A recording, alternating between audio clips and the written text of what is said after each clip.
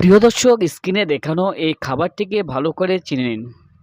আপনার কিডনিটিকে চিরকালের জন্য ভালো রাখতে পারে এই খাবারটি। একজন ডাক্তার বলেছিলেন, যদি খাবারকে খাবার বানাতে না চান, তাহলে এই খাবারটিকে ওষুধ হিসেবে প্রতিদিন খান। প্রিয় দর্শক, বলা হয় পৃথিবীর সর্বশ্রেষ্ঠ প্রেসক্রিপশন এটাই, যেটা হচ্ছে আমাদের বাজারে। রান্নাঘরে সাধারণ কিছু খাবার ঘুরে বেড়ায় যা আমাদের স্বাস্থ্যের জন্য ভীষণ উপকারী। কিন্তু তা কি আমরা জানি? স্ক্রিনে দেখানো এই খাবারটি আপনার কিডনি থেকে টক্সিন বর্জ্য পদার্থ অপসারণে সাহায্য করবে।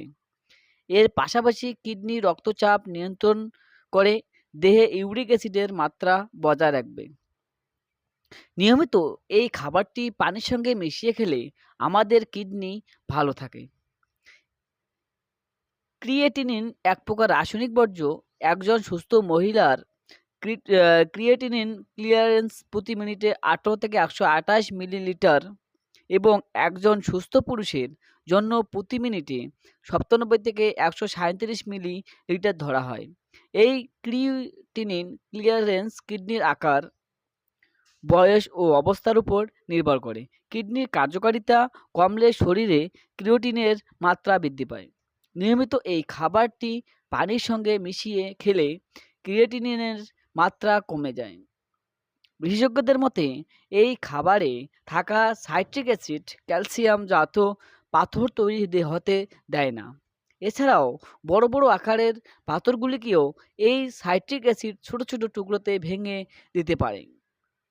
ফলে সেই টুকরোগুলি সরু মূত্রনালী দিয়ে বেরিয়ে যেতে পারে। প্রিয় দর্শক, আশা করি স্ক্রিনে দেখানো এই খাবারটিকে ইতিমধ্যে আপনারা চিনে ফেলেছেন। যদি না চেনেন তাহলে আমি বলে দিচ্ছি, এটি হচ্ছে আপনার হাতের কাছে থাকা অনন্য পাতিলেবু, অর্থাৎ বাংলায় জম্বুরা বলে থাকি, যা কিডনি রোগকে 100% কাবু করে ফেলবে, যা আমরা অনেকেই জানি না। প্রতিদিন সকালবেলা খালি পেটে লবণ ছাড়া 2 চামচ পরিমাণ পাতিলেবুর রস 1 গ্লাস হালকা কুসুম গরম পানির সাথে মিশিয়ে খেয়ে ফেলুন। ব্যাস, আপনার কাজ শেষ। আর জীবনেও কিডনির কোনো ওষুধ আপনাকে খেতে হবে না। মনে রাখবেন, অতিরিক্ত কোনো কিছুই ভালো না। তেমনি অতিরিক্ত লেবুর রসও পান করাও শরীরের জন্য ভালো না। ডাক্তারদের মতে প্রতিদিন সকালবেলা 2 চামচ লেবুর রসেই যথেষ্ট।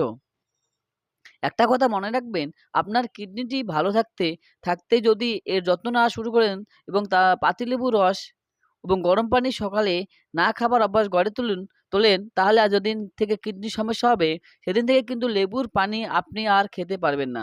মনে রাখবেন, কিডনিতে সমস্যা থাকলে ডাক্তারের পরামর্শ ছাড়া লেবুর পানি খাওয়া যায় না। যদি কেউ খায় তাহলে তার ওই খাবার বমি হয়ে যায় অথবা ডায়রিয়াও হতে পারে। তাই সোজা বাংলায় বলতে চাই, দাঁত থাকতে যেমন দাঁতের মর্ম বোঝা উচিত, একইভাবে কিডনিটি ভালো থাকতেই এর যথাযথ যত্ন নিন।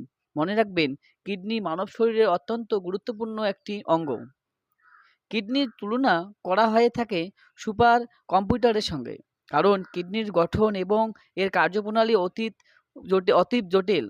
কিডনি শরীরে রক্ত পরিষ্কার করে, সেই আবর্জনা দিয়ে মূত্র তৈরি করে, শরীর থেকে মূত্র নিষ্কাশন করার মাধ্যমে শরীরকে জীবাণুমুক্ত করে। একবার ভাবুন, এই প্রক্রিয়া বাধাগ্রস্ত হলে আপনার অভ্যন্তরীণ পরিস্থিতিটা কেমন হবে।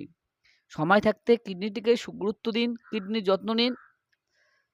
ধন্যবাদ।